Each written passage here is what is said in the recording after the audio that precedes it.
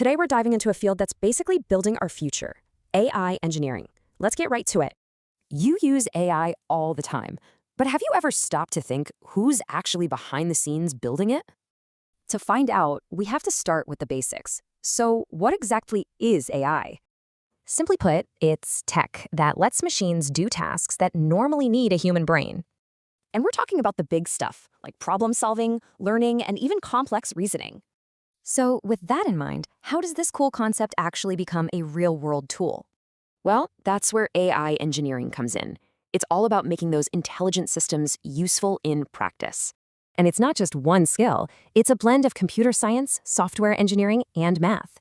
The most important part is that it's all about action, building and launching actual AI solutions. We're talking machine learning, systems that understand human speech, and even computer vision. Which brings us to the people at the center of it all. Let's meet the AI engineer. At their core, they're specialized software engineers who focus on designing and building AI software. Their process is a cycle. They design, develop, test, and finally deploy the AI system. To get all this done, they use a whole toolkit of specialized software and frameworks. Okay, so we know what they do, but why is this job so incredibly important right now?